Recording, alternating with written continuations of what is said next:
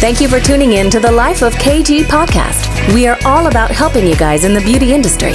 Whether you're starting out in this industry or been in the business for years, we want to motivate you, educate you, and support you to grow. Enjoy the show.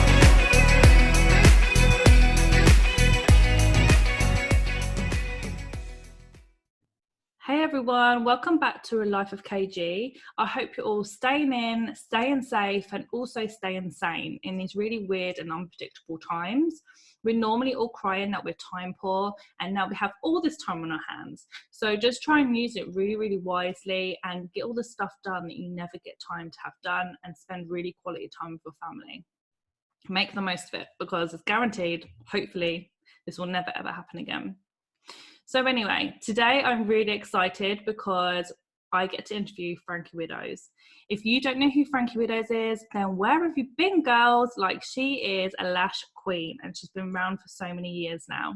She is the CEO and founder of Eyelash Excellence. She's a master eyelash artist, an international trainer. She's literally traveled the world. She's a lash judge and a guest speaker at events. She's also speaking at World Lash University next year, which is one of my events. So we're so excited to have her on board for that also. If you haven't got your tickets, then you can check out the website for World Lash University. Anyway, without further ado, here is Frankie. Hey Frankie, thank you so much for joining us. Oh, you're more than welcome. Thank you for inviting me. This is your first ever podcast recording as well, isn't it? It is actually. People have always said to me in the past, why don't you do podcasts? And do you know what? It's something like, it's a little bit intimidating when you don't really know much about them. So I've kind of always put them off. But yeah, when you sort of said you want to come and do a podcast, I was like, come on, I need to step out of my comfort zone and do one. So yeah, I'm actually really excited for this first one that I'm going to be doing. And I absolutely love that I'm the first one, so I'm going to take that. So can you tell everyone, even though I'm pretty sure everyone knows who you are and what exactly you do? Yeah, of course. So my full name's Frankie Widdows. I'm based in the UK, so I'm down the south of the UK where the UK joined Europe, and I am still a working lash technician, so I do the odd few clients here and there. Mostly I am a trainer, so both in the UK, and I will travel internationally to train people. I also am very lucky to be invited all over the world to judge competitions, which I absolutely love. You know, I judge some of the most amazing work out there. It's just the most incredible experience. And I also get to go internationally and guest speak. So I get to speak about my favorite subject, which is lashes. So again, that's absolutely amazing. I also have my online shop as well, where I sell high quality products to the lash industry, because I know how frustrating it is being a lash technician and not being able to get quality products, or spending all of your hard-earned cash on products that when you get them don't actually work. So we work really, really hard to source and only sell to the industry really good products. And also behind the scenes, I really like to invent new things. So my dad's an inventor, so we actually spend a lot of time trying to come up with ideas together as to new products to bring into the industry. So we've got a couple maybe coming this year. So yeah, watch this space. Wow, so you are one extremely busy lady. Yeah, keeps me out of trouble. So is your dad actually an inventor, like before obviously your company grew? Do you know what? My dad's actually, well, he's retired now, but he was an engineer working at a paper mill. But he's always been so brilliant at making things. So I remember growing up as a kid, he was always making toys and games. And if I ever had school products, he'd make things for us, and all the kids were jealous. So he's such a real handyman. He can turn his hand to anything. So he's not an inventor by trade, but he has such a vision that if I have any idea, I just give it to him, and he goes away, does his little drawings and things, and then comes up with this idea. So a lot of the products that we have are actually lovingly made and designed by Daddy Widdows. So it's a real nice little family business at times. Oh, I love that. And I actually remember, I think it was the lash palettes when you brought them out, and it was all about your dad like in his sketches and making them and stuff. And I love that. Yeah, so a little story on that one. I remember years ago, I used to work with lashes off my hand. So we take the strips out of the trays and put them on our hands. And it was just so annoying when you had a client and you finished with them and you were trying to put the strips back in the trays and then they wouldn't stick to your hand and you ended up having tape all over your hand. So I thought to myself, there's got to be something that you can put on the back of your hand to put your strips on. And I searched around and I couldn't find anything in the industry that did that. So I sat down with my dad and I was like, Dad, I need a palette that goes on the back of our hand. So he had this little bit of like clear acrylic in the shed. So he cut it to size and then we managed to find some elastic out of my mum's sewing box and we sort of stuck it on with a glue gun to the back of his palette. And I put it on my hands and I worked with the lashes off it and it was good. But the problem was it was clear. So I could see my hand through it and I couldn't see the lashes. So I was like, Dad, it needs to be white. So we then tried a white one. And it was brilliant because I could just leave the strips of lashes on there. And then if I was using the same type of curl or thickness, I could just grab that palette without having to keep taking them off. And I remember posting it on Instagram one day and people were like, oh my God, Frankie, where did you get that from? And I'm like, oh, it's something that I made. And people wanted to buy it. And I'm like, oh, it's not for sale. I just made it for myself. And so many people wanted them. So we then set about, we would sell them. So my dad would make them and then I would package them up and take orders by PayPal and I'd be off to the post office. And then they literally just hit the industry by storm. And then one of the big lash suppliers, before I was a supplier, asked us if we would sell them to them. So we then started a big production on them. And then we changed the elastic strap to Velcro so it was adjustable for everybody. So yeah, over time we developed that. And then we ended up developing the volume dome as well, which is like a dome shape that helps you fan your lashes. So it's so great to see that it's really popular within the industry and a lot of other companies now do it, and there's people in China producing a very similar thing to what we do. And the fact that to know that I developed a product that is used in the lash industry is just amazing because it makes me realize that actually it was needed and we were the first ones to bring it out. So yeah, it's been an amazing journey from that side of things. Yeah, so amazing. I always remember you guys being the first people to bring them out. So yeah, well done you. Thank you. Fabulous. So obviously all of us have a story. What is your story? Obviously I know, and a lot of people know, that your background was the police force. What kind of made you want to change that to go into lashing, because it's such a completely different career? Yeah, it's actually a really crazy story because I actually never really wanted to be a police officer, but I was always kind of a really sort of action-packed kind of girl, like climbing trees and rolling around in mud and really into my sports and all of that. And I didn't really know what I wanted to do. And my dad said to me, why don't you be a police officer? And I was like, yeah, all right then. So I joined the police and I got in.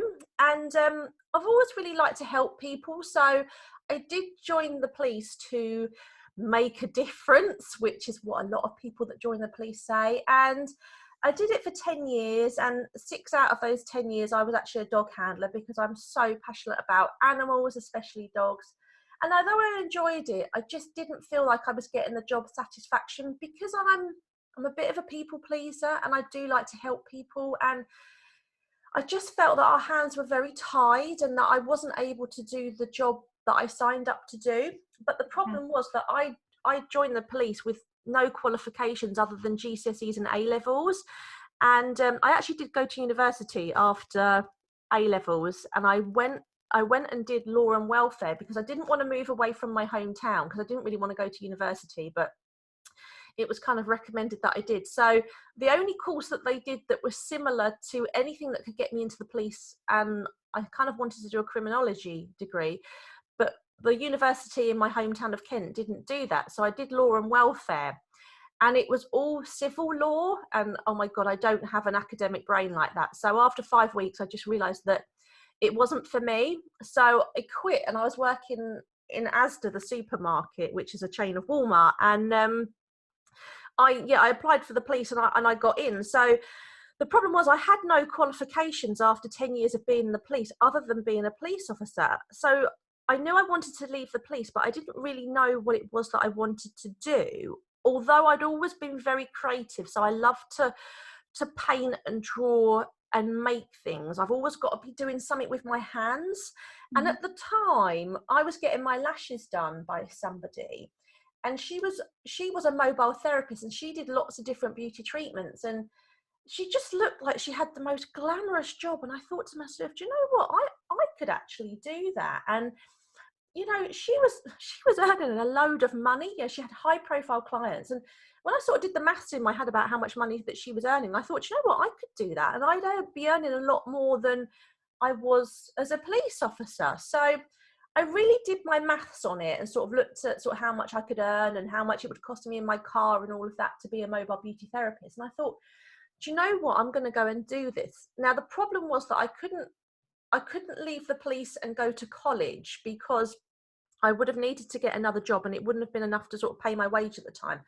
So I found a local beauty academy that did diplomas, went and trained pretty much in all aspects of beauty, but more the creative side. So I wasn't really into sort of the massage or the acupuncture or the facials, but I did sort of the nails and the lashes and the wax and the tinting and all of that.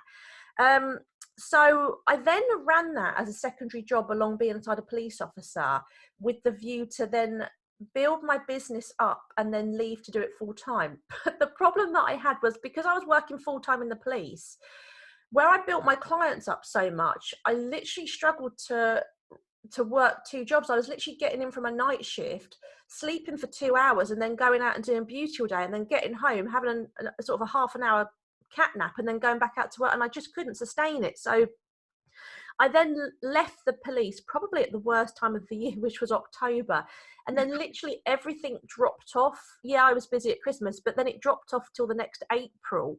So I literally didn't have enough work to sort of sustain my bills and that. So I ended up having to get other jobs. So in that time I was house sitting, so pet sitting. I got myself a job as a sports coach and just sort of doing any bits of work really that I could sort of just earn enough money. And then the interesting thing is that I actually hated lashes because my training was so poor in lashes, because back then, this was back in 2012, lashes was pretty new to the industry. So the training was really, really poor. And I think, Katie, you've probably had the same sort of trick, because we kind of came into the industry at the same time, didn't we? Yeah, we did. It was completely shocking back then. Did you train with the loose lashes as well in the little pots? Yeah, the pots of pubes. Yeah, and our glues were so bad, weren't they? They were like really slow sensitive adhesives, so your lashes would just flop and all stick together, wouldn't they? You'd have to hold them for like 10 seconds a time. And I think we only really worked with like B's and C curls, or even like, I think I was trained on J curls actually. I remember being trained on J curls, and I remember I trained in 2010. Oh gosh. And then I remember, I don't think it was till about I'd done the volume course, which I think was around 2012, that a client come to me and said, oh, there's C curls. And I was like, what are you on about? And she was like, no, there is only J curls. And she got me really like worried about it. I was like, how do I not know about this? So research, and there's literally only a couple of suppliers doing these C curls, and I could not believe it. With the J curls, I remember doing beautiful sets, and then the client looking up at the mirror, and I used to have to get another mirror to put behind her for her to see her lashes. Yeah, I know exactly what it's like. And I don't know about you, but we trained on 0.25 thicknesses. I could even get I could even get 30s then. Yeah, well, I remember thinking that my sets weren't full enough with the 2.5, so I went out and bought 3 zeros, or 0.3s, and I put them on every single client, and I was trashing their lashes. Oh my god, it was so bad. I trashed so many poor ladies' lashes who never came back to me. I stuck their eyes together because I was such a rubbish lash artist back then. God, it was so bad. And do you know what, because my training was so poor and I was so rubbish at it, I actually hated lashes for the first year and a half, and actually pushed my business to be more into nails. Really? But the interesting thing was that I actually had a set of lashes done by somebody else other than was doing my lashes originally, and her uniformity was spot on, whereas I'd been taught, like most of us were back then, to swipe along the natural lash and lay the extension on it. Yeah. So what then happened was the the extensions with our crappy glues back then just literally like followed the direction of the natural lash, and our sets were really crisscrossy. Whereas she did a set on me and they were so uniform, and I was like, how's she done that? So I got my mum in as a model yet again, bless her, because she was my model for everything. I waxed her eyebrows off and cut her skin with threading and all of that, my poor mother. But anyway, so I got my mum in and I thought, you know what, maybe if I try and control the direction rather than letting them just follow the natural lash, it might look nicer. So I did that on her. And you know what, that was my light bulb moment in the industry, was thinking outside the box and not ignoring my training, but trying to self-teach myself. And then from that moment, it's almost like I found this love of lashes, because I thought, you know what, if I teach myself, then I can actually improve. And I'm not an academic, but I'm actually a very good problem solver. So give me a problem, I'll figure it out. And I think that's why I probably have a bit of a natural flair for lashes, because if you leave me to my own devices and let me sit down on my own and figure it out, yeah, I'm pretty good at it. And pretty much from there, that's where it kind of took off. And I found this passion for lashes. And then over the time, I was able to sort of stop doing the other treatments that I was doing. And I was able to drop my other jobs that I was having to do. And I was working really long hours, you know, just to make ends meet. I was having to work 12 to 14-hour days, literally 6 to 7 days a week. So I remember I would also have a cleaning job. So I used to get up at about 7 in the morning, go off and do my cleaning job, come back about lunchtime, fit one client in. I'd then get changed and I would go to school for the afternoon and teach sports in the school till about 5 o'clock. I would then come home and then work clients up until about 9 o'clock. And then I would go and house sit overnight for people that sort of went off on business and wanted like their house looked after. And I was literally doing that for a good couple of years, sort of 6 to 7 days a week. So it was really, really hard going. But as I found my love for lashes, I started getting better at it and was able to post my pictures and started getting recognised for it.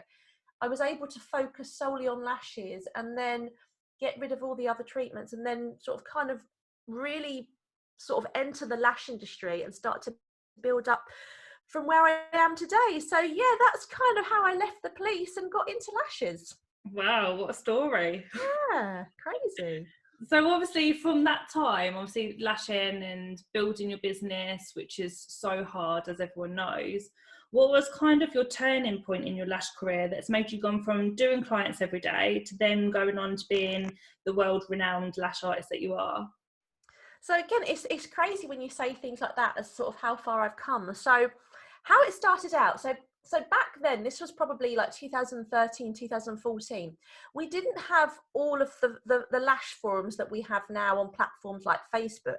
We only had one, and it was called Salon Geek. I don't know if you remember that. Loved it. So for those of you that don't know Salon Geek, it was an app that you had on your phone and it covered the whole beauty industry. And there was a thread on there, I think, which was show us your lashes or a passion for lashes or something like that. And because I was very much into the lashes, I used to be on there, and it was like a forum, but you couldn't really post pictures on there. It was more sort of like verbal, and people would always post stuff and sort of ask for advice. And I really like to help people. I'm a natural teacher through coaching at school and teaching dogs and training horses and things like that over the years. So I would always sort of offer my advice, and the more sort of I offered my advice and I was able to post a few pictures, people were like, oh my God, how did you do that? You know, and I would just say, well, this is just like how I do it. I'm not a trainer or anything, but, you know, give it a go and see how you get on.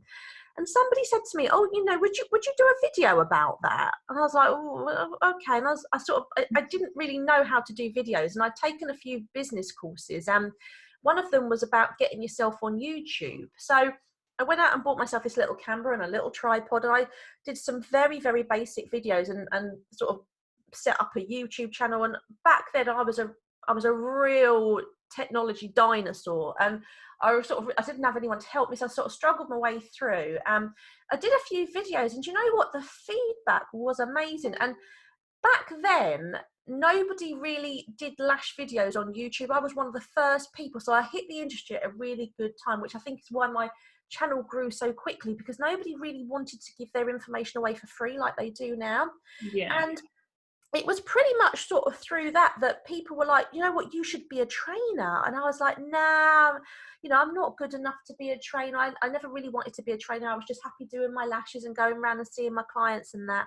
And people sort of kept pushing me. And I remember there was four ladies, and I'm like, can we come and train with you? And I'm like, I'm not a trainer. They're like, oh, but you could mentor us. If we just pay you a little bit of money, can we come down? And so I actually remember I had this tiny little lash room, and these 4 ladies come and crammed in my lash room, and I just taught them techniques, and I wasn't a trainer at the time. And the feedback from that and my videos was so amazing that I thought, and people kept saying, Frankie, you should be a trainer. And I thought to myself, well, I think I probably could do a better job than my original training. And that's how I sort of kind of got into it. I then sort of went through my insurance company. I was like, how do I be a trainer? And they explained it to me. So I started writing my manuals and started doing more YouTube videos. And then I set up a forum. And just through that, my sort of popularity grew. Again, I think I hit the industry at a really good time. I think it would be a lot harder now because there's so many amazing lash artists that are out there for us to see. Mm-hmm. And literally through that, I then started sort of getting invites to go around the UK. So I went around the UK and started sort of doing training in people's salons, and then it extended to going through to Europe. And then I started getting invited to places like America and Canada and Australia, and that really is where it's sort of grown from. And then I got invited to judge, and again I now judge at lots of competitions, and then I got invited to speak about my topics and that. So yeah, it was just pretty much through all of that really that how I sort of have got where I am today. And I also I really like to help people, because I remember when I came up in the industry, lashes were not big at all. And, Katie, you're probably the same. There wasn't anywhere for us to glean this information, was there? No, and the training back then wasn't something where you, like now it's all off, we offer all this ongoing free support all the time, where there wasn't that with the trainers back then. So when you finished a course, it was literally, that's it, ta-ta, see you later. Yeah, and there wasn't forums that we could learn off, was there, where people are willing to share their information? And there wasn't YouTube videos out there. So unless you had a load of money behind you, and again, we didn't have many trainers back in the UK then, did we? Like both you and I remember both me and you were training, and I was inundated. I was doing courses all the time because there wasn't hardly anyone. And do you remember, we won't mention names, but we both flew out to New York, didn't we, within about 6 weeks of each other, to take a Russian volume course, because actually nobody was offering it then. So we both, didn't we? We flew, and you went and took the course. I think you did it about 6 weeks before me, didn't you? Yeah, I flew to New York. I think everyone thought we was mental. Do you know what? It came up on my time hop the other day, and I think for me it was 6 years ago at this time that I went over to New York to do my first, actually I think it was my second Russian volume training, because like I said, back then, no, it was brand new, wasn't it, to the industry? Nobody was offering actually. No one was offering it. I remember there was two companies in the UK were doing it, but it wasn't like the real Russian the way, or the work wasn't how I wanted to learn. So that's why I felt that I needed to go to New York to learn how they really done it. Yeah.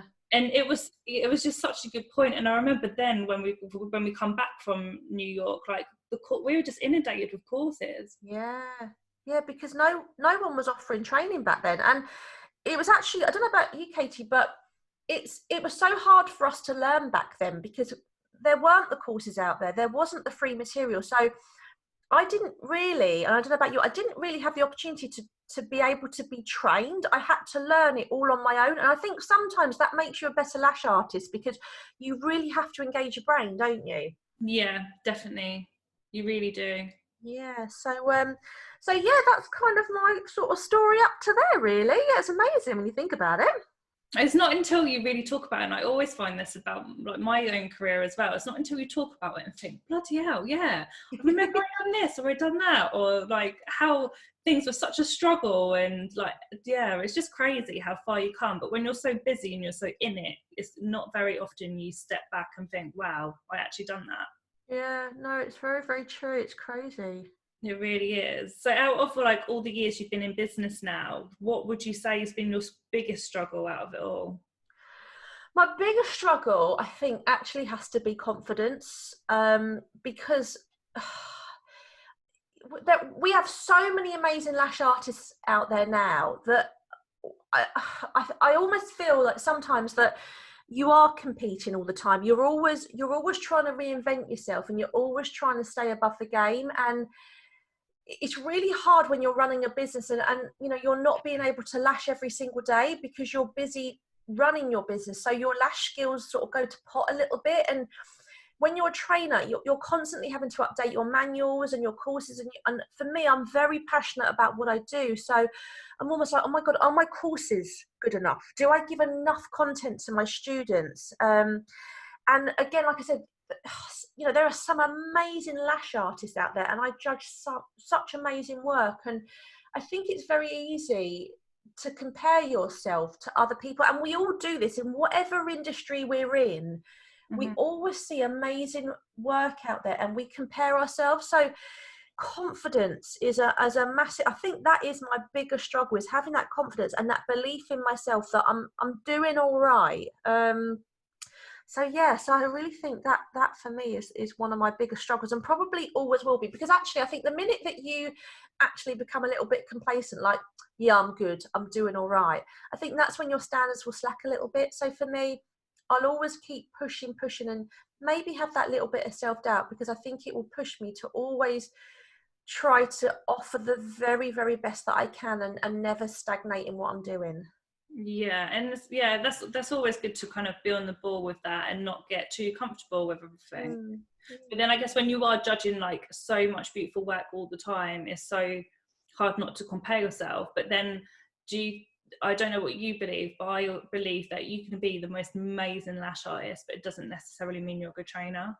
Oh my God, Katie, absolutely right. So for me, I think my niche is actually in training. Like, I'm a good lash artist, but when I see some of the work I judge, I'm like, you know what, I could never produce a set like that. Some of these girls, they are just like machines. But I think for me, my niche is training. And that's such a good point, Katie. It's like, you can be the best lash artist in the world, but it doesn't mean that you can train it. And I think you do have to have a natural gift or a natural affinity to be a trainer, but then it doesn't mean that every student's going to get on with your style. So every trainer has their own style in which they do it, and some students will love you and some will hate you. But for me, I've always tried to simplify things. Like, I find that personally, I'm not an academic, I'm more of a visual person, and I think a lot of lash artists are very much the same, because what we do is very visual.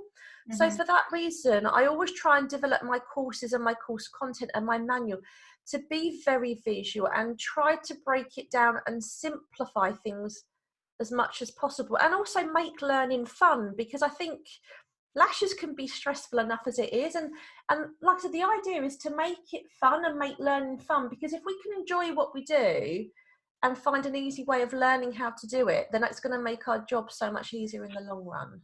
Yeah, definitely. I agree. So out of then, that's kind of been like your struggle. What's been your proudest moment in business so far? So proudest moment, it actually would kind of be related to teaching. I'm so proud when I see my students, whether they've come from nothing as a beginner or whether they've come on like a Russian volume course and then start nailing their sets. That is my proudest moment, when you see that student grow. And you know, you can't, as a trainer, you can't take the credit for that. You can't say, oh, that's my student and, you know, she's awesome because of me. But when you sow that seed and that you're there for them and you see them grow in this industry, oh my God, I'm like such a proud mum. Do you know what I mean? I'm like, oh my God, like, look how well they're doing. And, you know, I've been to competitions, and when we go to competitions, we actually judge blind. So we don't actually know who we're judging. And then when I see one of my students go up and win an award, I'm like, oh my God. And again, I know I can never take the credit for that.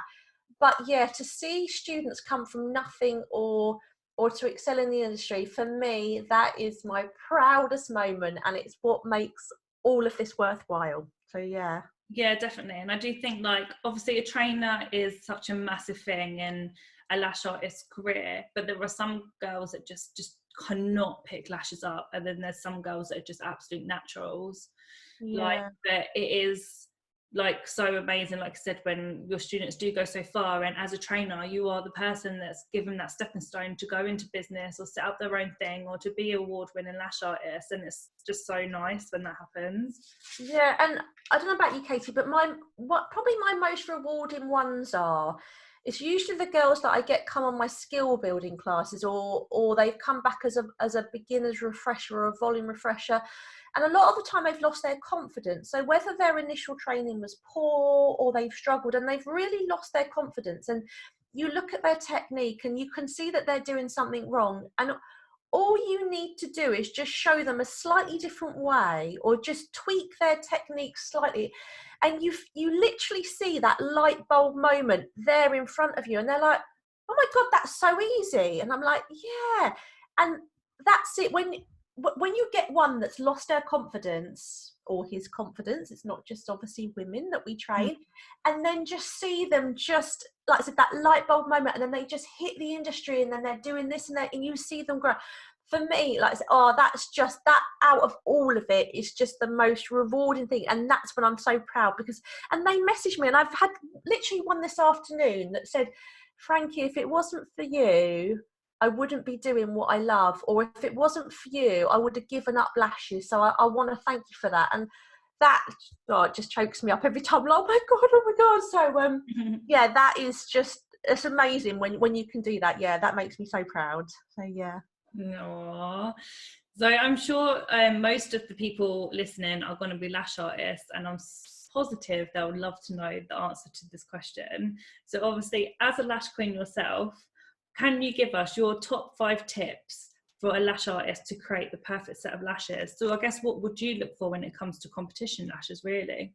Okay, so competition lashes, so perfect set of lashes. Okay, first of all, styling is so important. So a lot of the time at the competitions, if you are, so you'll get 10 marks. So usually your marks can be anywhere from like 80 to 100 marks, and you will drop marks. So usually styling will give you 10 marks. So if you get your styling wrong, and let's say you only get a 4 for your styling, you've literally dropped 6 marks straight away. And I love style. When I get styling at the competitions, I'm in my element. So styling's really important. This is why a lot of people, they fail to take styling courses. What happens is they take a beginner's course and they jump straight into rushing volume. And I was guilty of doing exactly the same. I don't know about you, Katie. Did you go from beginner straight into volume? Oh yeah, definitely. I learned how to isolate on my volume. It doesn't help that back in the day we didn't have skill building classes, did we? Or styling classes. We didn't have any of that. Whereas now we have loads of it. But what happens is everybody wants to jump on that volume bandwagon, and they miss out them fundamental steps. Now, you can't, because you could do the most beautiful set of lashes, but if you get the styling wrong, it looks awful. And there's clients like me, I'm very difficult to style. I've got a round eye that droops, and my left eye droops more than my right eye, and my lashes are very straight, and my outer corner lashes grow down and touch my face. So you'd never take me to a competition as a model, but if you style me incorrectly, I actually look worse wearing lash extensions than I do wearing them. So styling is very important. So if you're listening to this and you haven't taken a styling course, guys, you need to do it. And I hear a lot of people say, oh, well, they didn't teach me about styling in my beginner's course. Well, they won't, because styling is advanced lashing. You've got to learn to walk before you can run. So we have to teach beginners to be able to stick a lash on a lash, first of all, and isolate and all of that stuff before we can even get our head around styling. So if you feel that you've sort of gone from beginners to volume and you need to take a back step and go back to styling, that is not a problem. Go back and do it, because like I said, if you get the styling wrong, oh my God, then you're just not going to have a good looking set. The second one, if you want to sort of do competition lashes, and obviously this is health and safety as well, is stickies. Okay, so stickies are when lashes are stuck together, and at competition level, for every 1 sticky that you get, you will lose 1 mark. Now that it depends on what you're judging. So sometimes if you have sort of a novice lash artist, if they get 1 sticky, they'll lose half a point. Whereas if they're a sort of an expert, if they get 1 sticky, they'll lose a full point.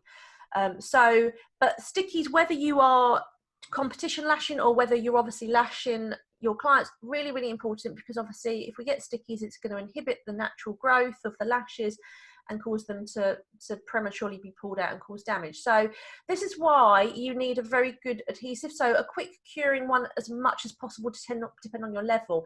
But it's also why I never work side by side. So I'd love to work side by side, which means that you lash the lashes side by side each other. But for me, I just don't find there's long enough for the cure. So I actually like to build an even structure as I go, so that it leaves the lashes long enough to fully cure, so that I don't run the risk of getting any stickies. So stickies is another sort of big top tip to getting beautiful looking lashes. Another thing is glue use. So number 3 is glue use. Now I see a lot of this not only at competition level, but when I judge or assess case studies, or I see work in general on the internet, is when a lot of people do Russian volume, they use far too much adhesive, because what they tend to do is they classic lash dip their volume fan. Now, when we're classic lash dipping, we can afford to go in the adhesive a little bit more, but when you're volume dipping, where we have multiple lashes at the bottom of that fan, they draw the adhesive upwards, almost like a hose pipe. Mm-hmm. So you actually have a lot more adhesive on your fan than you think that you have. And you tend to get, with a lot of adhesive, if you're not working with a good volume adhesive, you get a capillary action happens, which is called wicking. So this is why you have to work with volume adhesives, because if you don't, a classic adhesive will actually travel straight up your fan and close it. So when I see a lot of volume sets, I can see that they've either used the incorrect glue or they've dipped too much, because their beautiful open fan has had wicking happen and it closes their fan. So again, when you're doing volume lashes, and if you're not volume lashes, just bear this in, if you're not volume trained, just bear this in mind for the future. You literally only need to touch the adhesive. You don't actually need to dip in it, and that will be more than enough adhesive for your volume lashes. It will keep your fans nice and open and nice and fluffy, and it's the perfect amount. The next one for you is inner and outer corners. So most people, especially inners, and I don't know about you, Katie, but I hate inner corners. Do you? Oh, they're my favourite now. Oh, are they? Yeah. Why are they your favourite? What's your secret? I don't know. I think my secret is keeping them short as possible, 5 and 6 in the inners, and then they gradually go up. But I think because it's everyone's hardest part, it's just something I really wanted to kind of work on and get right. So I spend most of my time, when I've done my inners, I guess like everyone, get them done and out the way with, and then I can move on with the rest of the set. But my inners do take the longest, but I spend so much time on them. I just think it completes a whole set of lashes. I totally agree with you. So yeah, so inners and outers, but especially inners, always try and cover 100% of your inners and outers, because if you don't, your set will look unbalanced, because inner and outer corners tend to have less lashes there, because we tend to only have 2 layers or 2 rows of lashes in the inner and outers compared to 3 layers over the middle section of the eye. So my general rule is I'll always try and cover 100% of inners and outers, which again is competition guidelines. And also I tend to only do about 80% over the middle of the lashes, unless that client's got a very low lash count, when I have to lash 100%. But on most clients, I tend to do about 80, maybe 80 to 85% over the middle section of the eye, because then it will make the inners and outers really, really balanced. And like you said, Katie, a good tip is to get those inners out the way. So if you're like me and you hate inners, do them first of all while your mental stamina's still there. Don't leave them till the last minute, and get them out of the way. Keep them really, really short as well. So like you said, Katie, sort of 5, 6, 7 millimeters. By keeping your inners and outers short, you get beautiful shaping of the set. So not only does it stop, firstly it protects those delicate areas, because the lashes in those areas are usually very short, so they're very delicate. So anything that's too long on them will just droop. So by keeping them short, it protects that area. It also stops them drooping. It keeps them looking neat. So by having short lashes, we aren't really drawn to that area. Whereas when you have a really bad inner corner section, it sticks out like a sore thumb. So by keeping your lashes short, we don't want to draw any attention to that area. We want to draw the attention over the middle or the outer third of the eye, depending on the style that we're doing, so that we look at that area. Make sure with your inners and outers, you get as close to the lash line as possible. So of course, salon lashing is different to competition lashing, The competition guidelines for inner and outer corners are 0.03 millimeters away from the lash line, whereas over the middle section of the eye, they allow a 0.05 millimeters away. And the reason being is that because the inners and outers are out on their own, if your client turns sideways, you can see that physical gap. So you need to be snug as possible to the lash line without touching to make everything look really seamless. Whereas over the middle, you can get away with being 0.5 millimeter away. Now, you do have to be very careful with this, because if you're getting very, very close to the lash line, on some clients, when they blink, their eyes tend to fold in or suck in on themselves. Not all clients, so some clients. So if you get very close to the lash line, you might get some of your clients coming back and complaining that their lashes feel like they're pinching when they blink. So it's just something you have to be very mindful of. Obviously, if you were competition lashing, you would have to get that close because your lashes are being judged. But if you're salon lashing and your client is complaining of that pinching, just step away from that sort of area a little bit more and play safe and go sort of 0.05 millimeters away.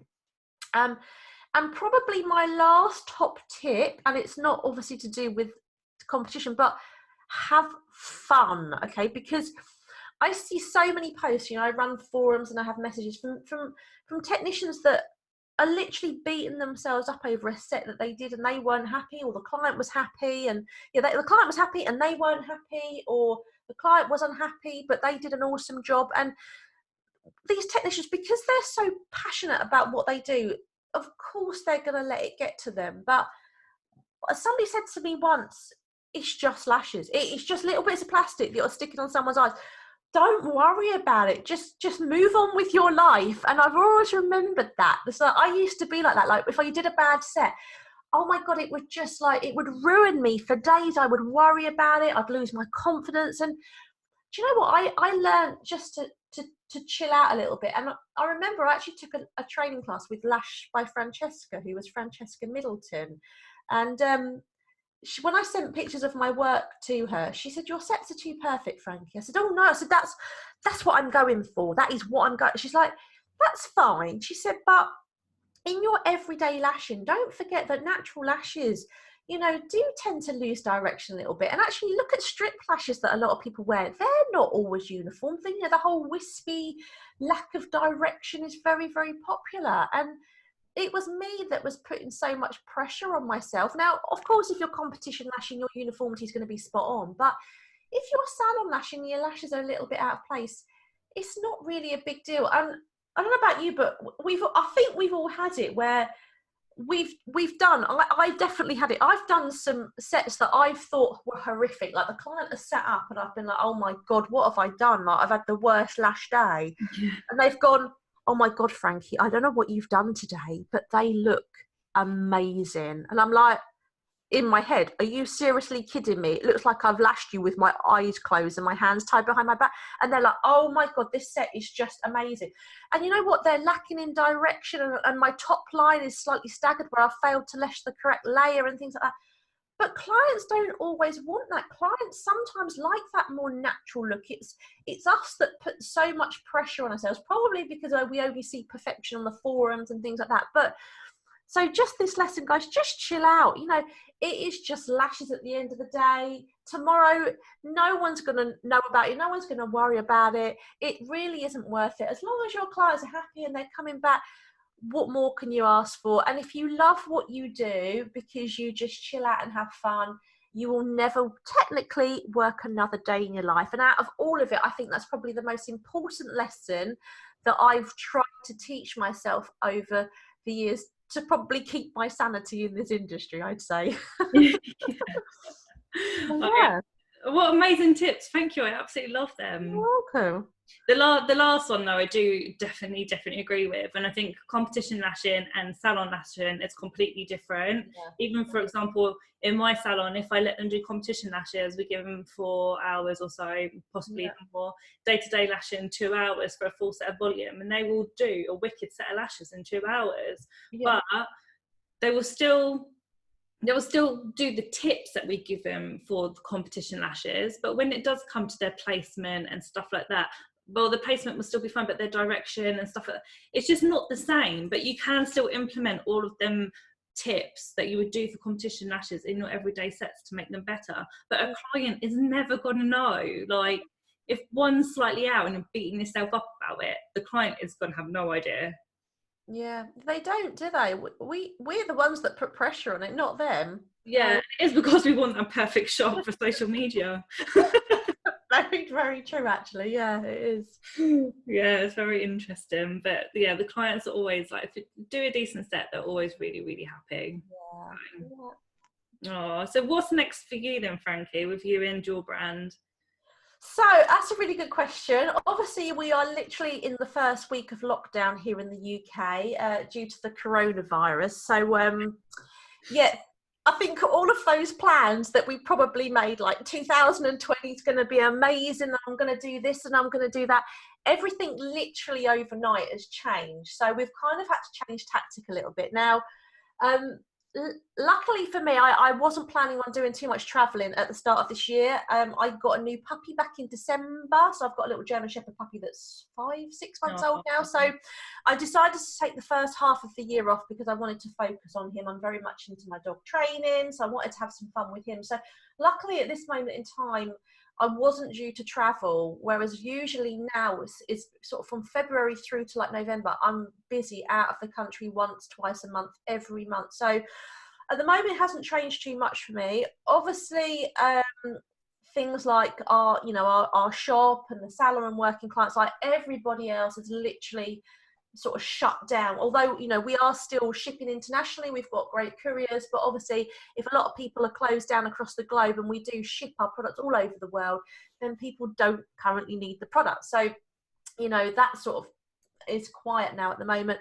But with my business, where most of my business is training, both my in-person classes in the UK and internationally and my online courses, I always need to revamp my manuals. So this at the moment for me is going to be a time where I'm actually sitting down and revamping my manuals. I'm also going to be writing 2 brand new online courses. So I've literally just started writing one online course, so I'm on the 3rd day at the moment. I'm just finalising my manual, so that's taken me 3 days to do. So that's sort of, because I'm usually so busy, I don't get the chance to sit down and do that usually. So actually it's been quite nice to have this last week to do the things that I've not had a chance to do. So yeah, I've got 2 online courses that I want to get developed during this time. I've got manuals that I want to revamp. I've got my YouTube channel, which has got some horrendously bad, outdated videos on there from many years ago that need to be updated, because that's the thing with this industry, is like our industry moves forward so very, very quickly. Like what was popular and trending and a correct technique 6 months ago, you'd now look at it and go, oh my God, you'd never do that. So you constantly have to revamp your manuals and your techniques. So yeah, that's keeping me really, really busy. I'm going to try and take a little bit of time off, but so to just step away a little bit. But to be honest, I'm probably going to get really bored, because probably just like you, Katie, and like everybody else, when you run your own business, I think you turn into a bit of a workaholic. Yeah, I chilled out for a night. That was it. I ended up eating loads. It's the eating, isn't it? It's being at home. I can't stop eating. Oh God, did I tell you what I had to do yesterday? I thought, I don't know what work in the day. I thought, let's have a chill out evening. All I could think about was the fridge. So I decided to have a bath. When I was in the bath for 3 hours, I ended up ordering off Amazon like a bath pillow and a shelf, so then I could take my laptop in the bath. Oh my God. That's just wrong. Yeah, it's mad. I don't know whether this period of time is probably going to try and tell us that maybe this is a good time to try and learn to do nothing. Like, because whenever I think when you are so used to running your business and you become a workaholic, you don't want to waste any time. So you're like, oh, I've got half an hour now before something. Oh, I could get this done and I could get that done. So I think actually it's quite good to learn to just lay on the sofa and do nothing, which is really, really hard, but I'm going to try and give that a go. For the brand, I've got a couple of products in the pipeline that I haven't been able to bring into production at the moment. So I'm going to start looking at at working on those. I've got a new pair of tweezers that I want to bring out to assist beginners. So that's something that I'm going to be working on. And yeah, pretty much just growing the business really, sort of like I said, bringing some more online classes in there.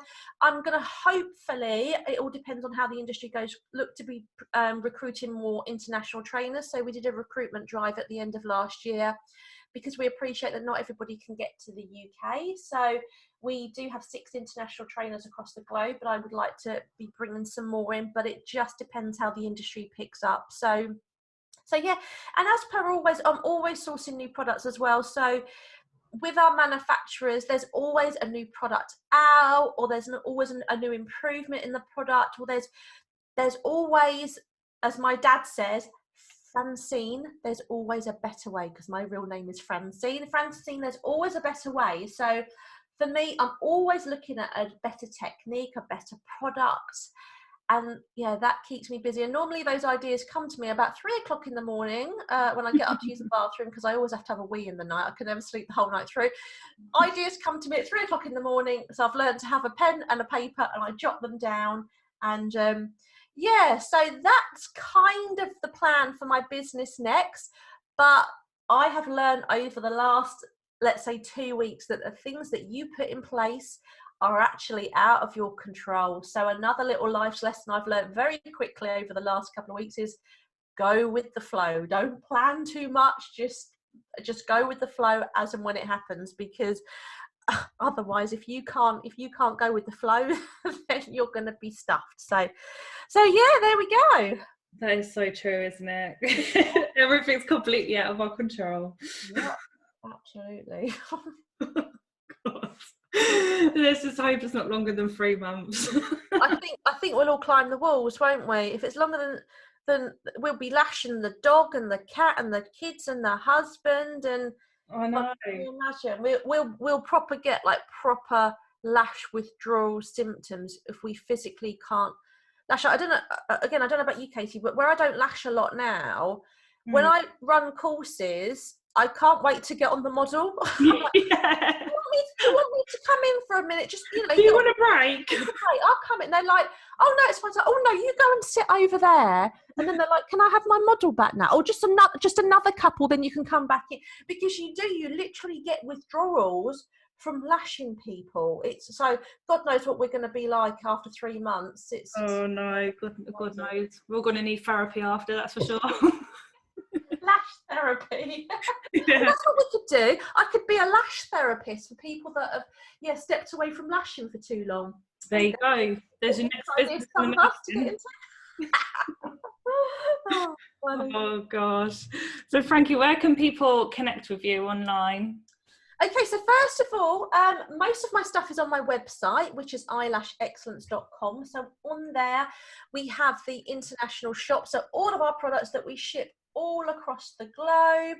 And I also have my online courses, my training courses in person on the UK there. If you would ever like me to be a host for you in your country, we have a host form on there.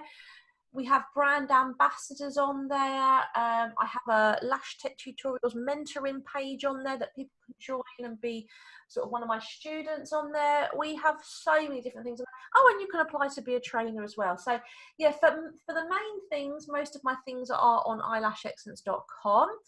Instagram is one of my favourite platforms at the moment. So if you're a lash artist and you're not on Instagram, you need to get yourself on there, because our industry is very visual. So Instagram, I'm on there at Frankie Widdows. If you listen to this podcast, go and follow me on there. During this COVID-19 time, I'm trying to do posts every single day just to give something back to you guys, to keep your morale up, give you sort of business ideas on there. So yeah, go and jump over there, check me out, Frankie Widdows, and give me a follow on there. And I'm always on there as well. So I'm always happy, like all of us other trainers are, to help everybody, because we know that for some people this can be a very lonely time. Some people are very isolated. Some people don't know what's going on with their business. So make the most of us guys that are here, you know, us people in the lash industry that have kind of been there for a while, because we are always there to help you. I also have a lot of videos on YouTube. Some of them are old, some of them are new, and I will be doing a lot more videos on there now that I've got a little bit more time. So again, you can find me on there at Frankie Widdows Eyelash Excellence, and I'm also on Facebook, Frankie Widdows Eyelash Excellence as well. So anytime anybody wants to get in touch, I'm really nice and I'm really friendly, and I'll always help everybody. So yeah, just drop me a DM on whatever platform it is, and I will always do my very best to help you. I will never not reply to a message. So every single message that comes in, whether it comes into the website or my social media, I will always reply to it. And if I don't reply to it, it's because it's sometimes just vanished into thin air. So if you find that you do message me and I haven't replied, just chase me up, because it's not that I've ignored you deliberately. I just haven't got it. So yeah, that is where you can find me. Oh, Frankie, I can't thank you enough for coming on. I'm so grateful. Oh, thank you for inviting me. It's been a hoot. It's been great, hasn't it? And I'm no longer a podcast virgin now. You're not. I bet you'll get an influx of all these podcast stations wanting you now. Oh, well, thank you very, very much. And I'm sure all of our listeners are going to absolutely love this station. And if you are listening in, then please tag us on social media to say you've listened in. And yeah, thank you. Thank you for having me, Katie. And thank you, everybody, for listening. I hope you enjoyed that. And hopefully I'll get to do a few more in the future. So yeah. Thank you. See you later. Bye.